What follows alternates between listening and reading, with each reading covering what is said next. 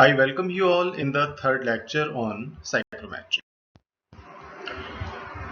I hope you guys still remember that we concluded the second lecture with deriving the expression for the specific enthalpy of the moist air given by equation number 1. So here we have the expression for specific enthalpy of the moist air given by H equal to 1.005 into T, where T is the drivable temperature, plus omega times 2500 plus 1.88 T, and the unit of this specific enthalpy of the moist air is going to be kilojoules per kg of dry air. Let us just look at the terms here. Omega is the specific humidity or the moisture content. 1.88 is nothing but the Cp of vapor, and 1.005 is the specific heat at constant pressure for the dry air part. So equation 1 for this enthalpy of the moist air can also be written in the form, so we can just put the values back here. H equal to 1.005 is nothing but it's Cpa multiplied by T, so it's written down here, plus omega times this value is Cpv into T, so this is omega Cpv. T is taken common, so drivable temperature is taken common, so in the bracket we are left with Cpa plus omega times Cpv plus omega times, just remember that 2500 is nothing but the latent heat of vaporization at 0 degree Celsius. So this is going to be omega times HFG at 0 degree Celsius. So this bracketed quantity, that is the specific heat at constant pressure for the dry air part, plus omega times Cpv, it can be written down as capital Cp here, multiplied by T plus omega times HFG naught at 0 degree Celsius. So where this Cp is nothing but Cpa plus omega times Cpv. If you just put the values back in this expression, what we get is it's going to be 1.005 plus 1.88. Cpv is 1.88 times omega, and unit of this specific humid specific heat is going to be kilojoules per kg of dry air per Kelvin. So this capital Cp is termed as the humid specific heat. It is the specific heat of moist air 1 plus omega kg per kg of dry air. Just remember that if we are taking a sample of moist air in which there is 1 kg of dry air, so obviously omega kg of water vapor would be associated with 1 kg of dry air. So the total mass of this moist air is going to be 1 plus omega kg. The term CPT, it governs the change in enthalpy of the moist air with temperature at constant specific humidity, and the term omega times HFG naught at 0 degree Celsius governs the change in enthalpy with the change in specific humidity, that is due to the addition or removal of the water vapor in air. Since the second term, when we look at this second term 1.88 times omega, because omega is obviously very small, multiplied with 1.88, it is almost a negligible quantity as compared to 1.005. So since the second term 1.88 omega is very small compared to the first term 1.005, an approximated value of Cp, that is humid specific heat of moist air, Cp of 1.0216 kilojoules per kg of dry air per Kelvin may be taken for all practical purposes in air conditioning calculations. We know that the temperature indicated by an ordinary thermometer which is exposed to a given sample of unsaturated moist air is nothing but its dry bulb temperature. Now, when we keep the bulb of the thermometer, ordinary thermometer, covered with a wick which is thoroughly wetted with the water, it basically gives us a temperature which is termed as wet bulb temperature. Let us now try to understand the mechanism behind this process. So here we are having a thermometer whose bulb has been covered with a wetted wick. Definitely this wick is thoroughly saturated with the water, and the unsaturated moist air having initial drivable temperature of T, having partial pressure of water vapor equal to PV, its specific humidity is omega, and the specific enthalpy of the unsaturated moist air H. Now this given sample of the unsaturated moist air is blown over this bulb of the thermometer which has been covered thoroughly with a wetted wick. Now, when we look at the thermodynamic state of the moisture which is present in the given sample of the moisture which is blown over this wetted wick, it's on the TS diagram, it's at point number A. So definitely we are assuming that the given sample of the moisture is unsaturated. It means it is containing the moisture in superheated vapor form having a certain partial pressure PV. And definitely the moisture which is present in the moisture is at its dry bulb temperature. So the dry bulb temperature of the given sample of the unsaturated moisture is T, and same is the temperature of the moisture which is present in that unsaturated moisture sample, but its partial pressure is PV. Now we look at the thermodynamic state of the water which is present in this wick. Since the temperature we are assuming it is at the same temperature of the air itself, so the dBT of the water, dry bulb temperature of the water which is present in this particular wick, it is also at point number T, but its thermodynamic state would lie on this saturated liquid line and it is at point number F, because we are assuming that this wick, this cloth is completely soaked in water. So it is fully saturated with the water, so that's why the thermodynamic state of the water which is present in the wick lies on the saturated liquid line at point number F. Let us now look at the partial pressure exerted by the water which is present in the wick.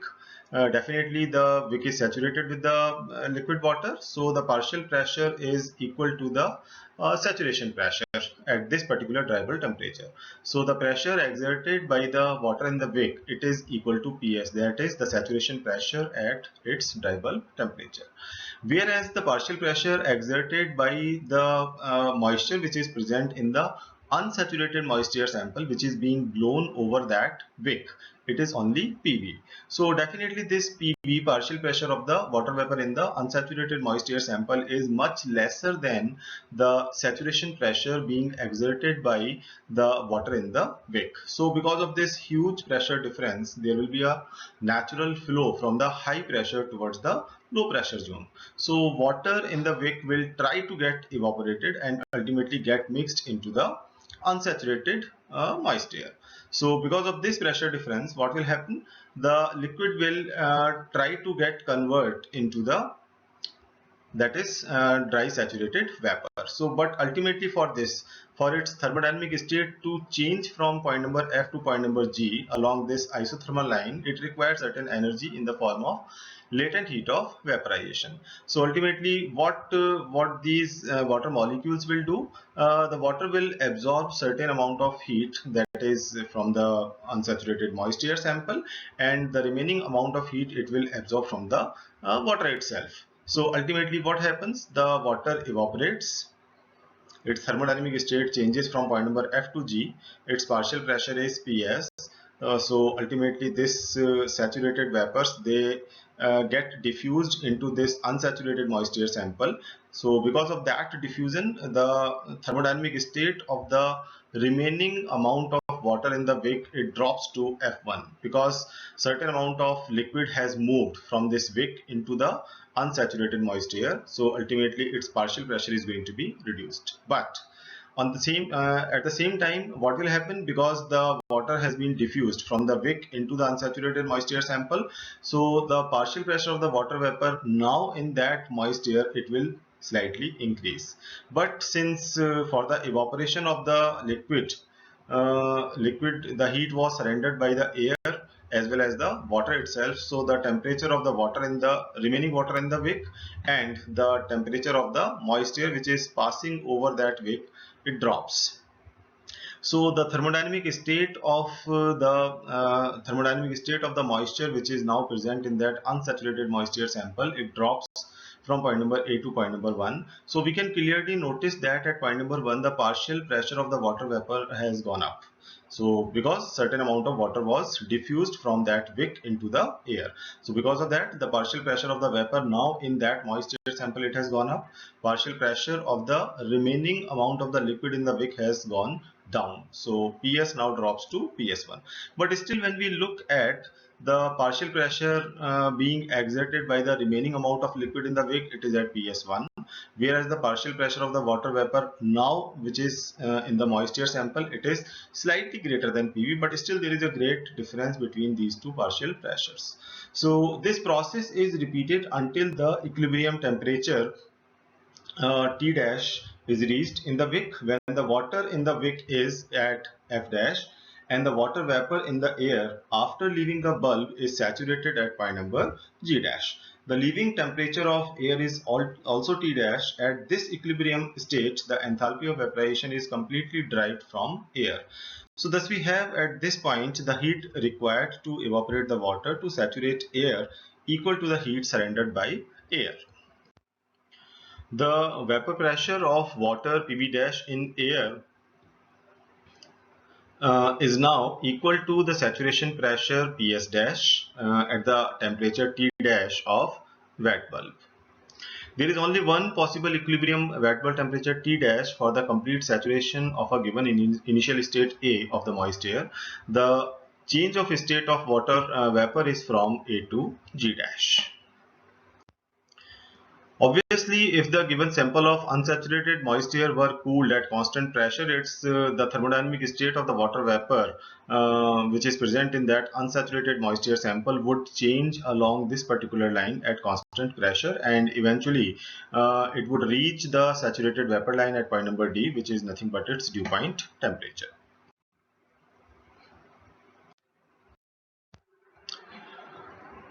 So therefore the wet bulb temperature is the lowest temperature to which air can be cooled by the evaporation of water into the air at a constant pressure. It is measured by wrapping a wet wick around the bulb of a thermometer, and the measured temperature corresponds to the wet bulb temperature.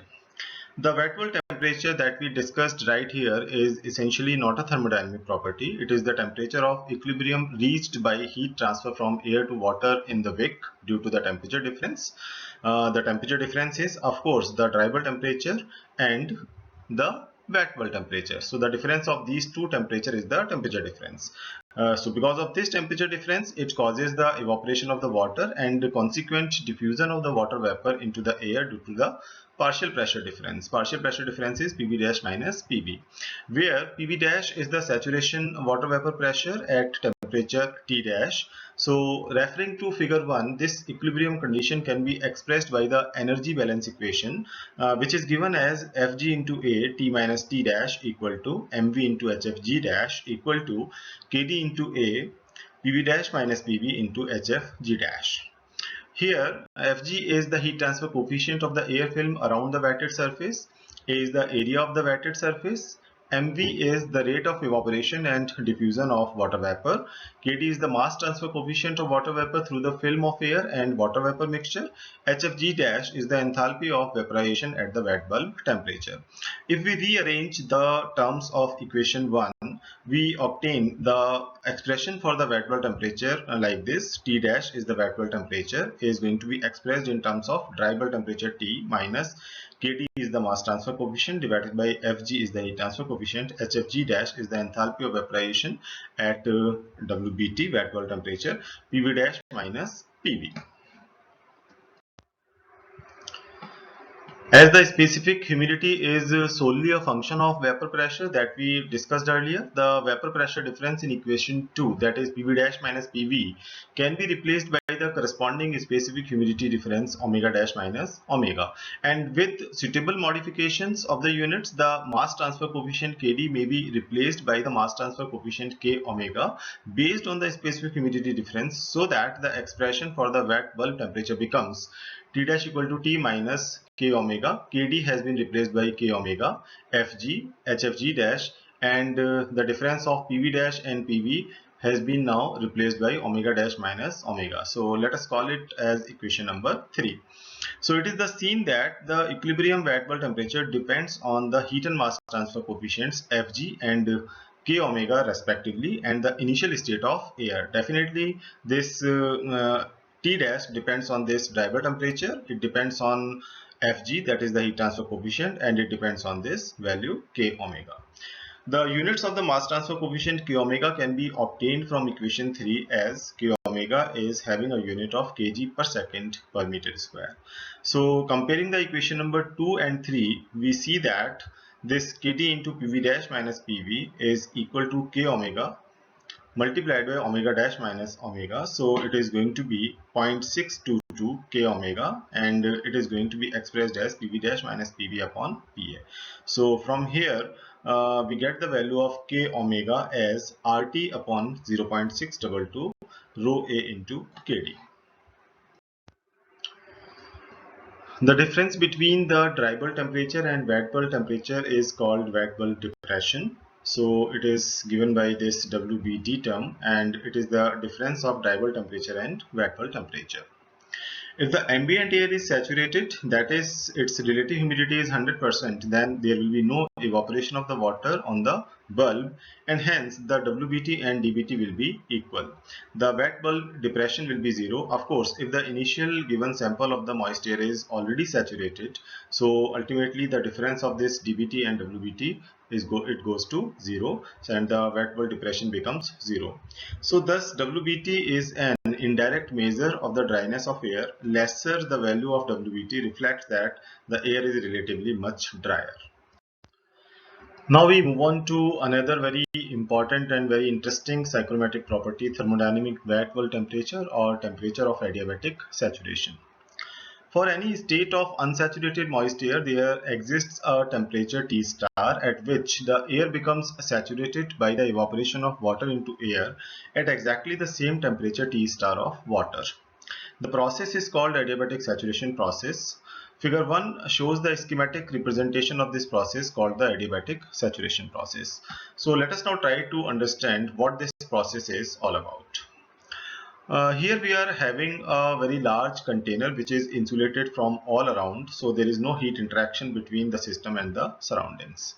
It is containing the water which is at a certain temperature T star. So this is the temperature of the water which is contained in this particular container.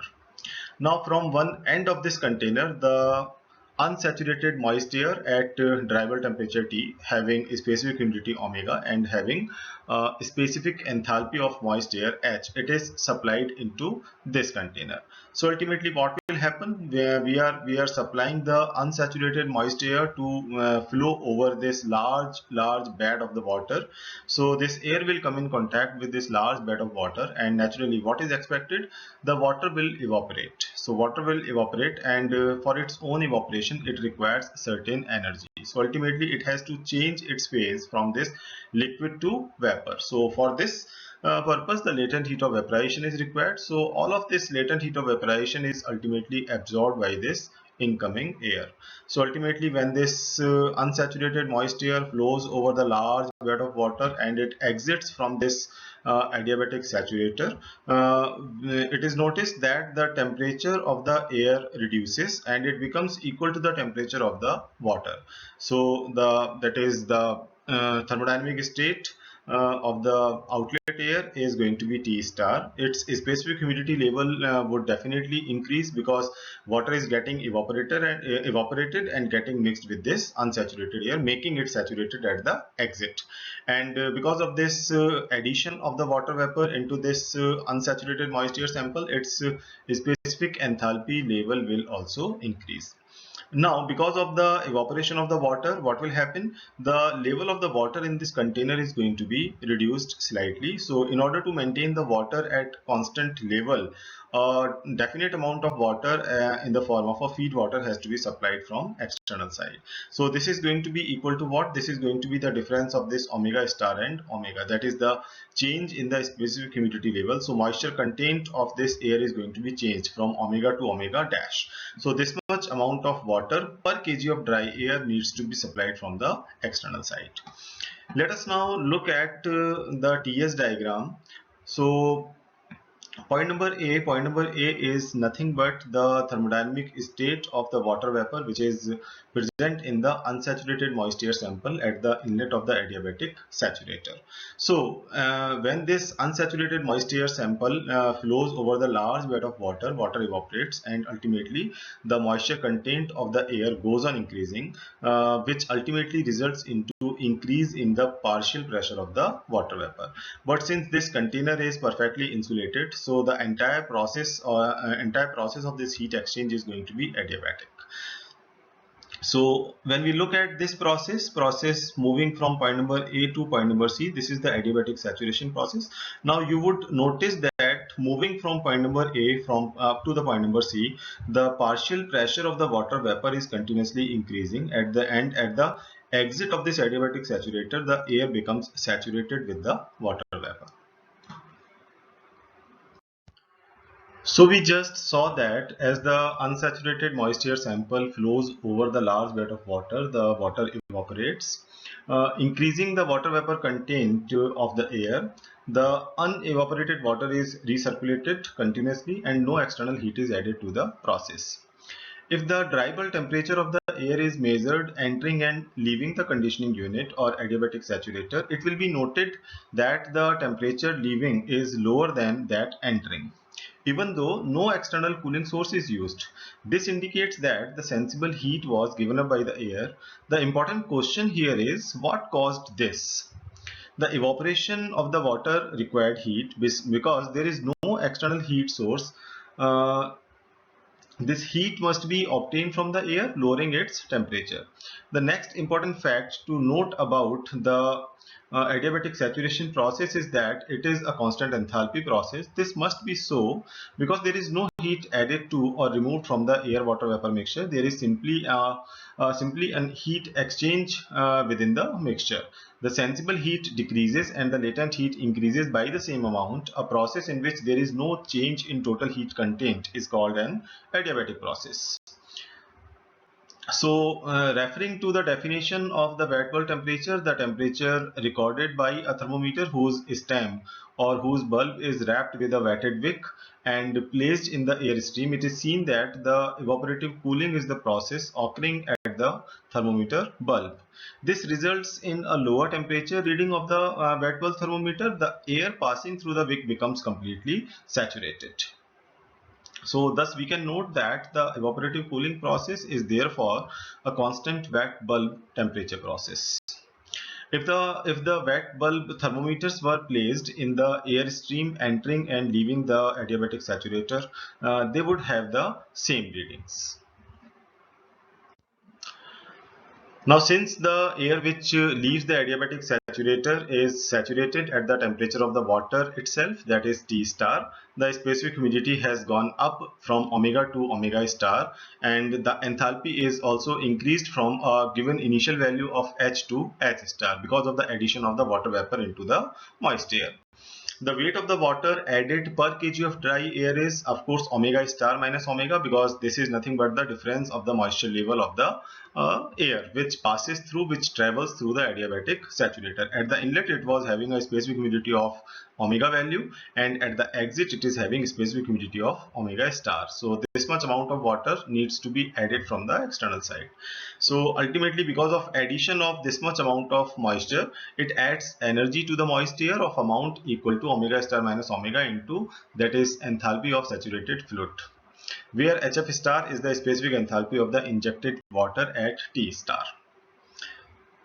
Since this process is strictly adiabatic, so we can make the energy balance here. So energy balance would give me H plus, that is H is what? H is the specific enthalpy, that is specific enthalpy of the unsaturated moist air entering into the adiabatic saturator, plus omega star minus omega, this is the amount of water which is being added from the external side, multiplied by its enthalpy of saturated fluid, HF. So this much amount of energy is also getting into that adiabatic container. So this must be balanced by H star, that is specific enthalpy of the saturated air coming out of the adiabatic saturator. So let us call it as equation number 1. Now we determine the value of H, that is the specific enthalpy of the unsaturated moist air which is making its entry into that adiabatic saturator. It's going to be H equal to, because this unsaturated moist air was initially at dry bulb temperature T and having a partial pressure of PV. So H is going to be Cpa into T plus omega times HV. So this is my equation number 2. And when I look at the value of H star is what? So H star is Cpa into T star plus omega star into HV star. So when I look at the value of H star, it is basically at this particular point number C. So at this particular point number C, the temperature is T star, that is equal to the temperature of the water. Omega is now omega star, and point number C. So this is going to be HV star. So that the expression for this H star becomes Cpa into T star plus omega star into HV star. How do I determine this HV star? HV star is nothing but the Hg, that is enthalpy at this particular point number C. So HV star is going to be HF plus HFG star, because ultimately while deriving the expression for this specific enthalpy of the moist air, we took a reference level or the datum level at 0 degrees Celsius, where we assumed that HF of, that is the enthalpy of the saturated fluid, is 0. So enthalpy at point number C from some imaginary reference point of 0 degrees Celsius, this is going to be HF plus this value is Hg minus Hf. So enthalpy at point number C, which is nothing but Hv star, it is going to be Hf star plus Hfg star. Now H star is basically the enthalpy of the saturated air containing the dry air part, also containing the water vapor in the saturation state. Now in the equation number 2, we again need to determine the value of HV. HV, just remember that HV is what? This is the enthalpy of the moisture content which is available in the unsaturated moisture at point number A. So this is going to be HV star. How do I reach this point A? I move along this path C to A. So this is going to be enthalpy at point number C plus CPV into T minus T star. So that is how I determine it. And HV star is nothing but HF star plus HFG star. So HV is going to be HV star plus CPV into T minus T star. This is nothing but the heat of superheat, changing the temperature from this from this adiabatic saturation temperature to dry bulb temperature. So HV star, just substituting the value of this equation number 4 into this equation, HV star is HF star plus HFG star right here, plus this quantity is written down same here, CPV into T minus T star. So substituting these values in equation number 1, what we are doing here, we are substituting the value of H, this value over here, containing HV, which is equal to this whole value. Then H star is nothing but Cpa T star plus omega star into HV star. So upon substitution of all these values, what we get is the equation number 5 of this sort. If we simplify the equation number 5 on the previous slide, what we get is Cpa plus omega times Cpv into T minus Cpa plus omega star Cpv into T star. It is going to be equal to Hfg star into omega star minus omega. Since we discussed that Cpa plus omega times Cpv is nothing but the humidity specific heat, which can be represented as Cp. So this bracketed quantity is getting replaced by Cp term, which is the humidity specific heat. Dry bulb temperature minus Cpa plus omega star Cpv is going to be replaced by this Cp star. T star equal to Hfg star into omega star minus omega, and I just call it as equation number 6. Considering the humidity specific heats Cp and Cp star as approximately the same, we can simplify this equation number 6 to determine the value of T star. So we just make the arrangements in this particular equation. We just take the T star out of it and express this T star in terms of the dry bulb temperature, the enthalpy of evaporation at the temperature of the water itself. Then Cp is the humidity specific heat, and omega star is the specific enthalpy at the exit of that adiabatic saturator, and omega is the specific humidity at the inlet of this adiabatic saturator. So it can be seen from this equation number 7 that there is only one solution for T star, and it depends only on T and omega value, which are the thermodynamic properties representing the initial state of air.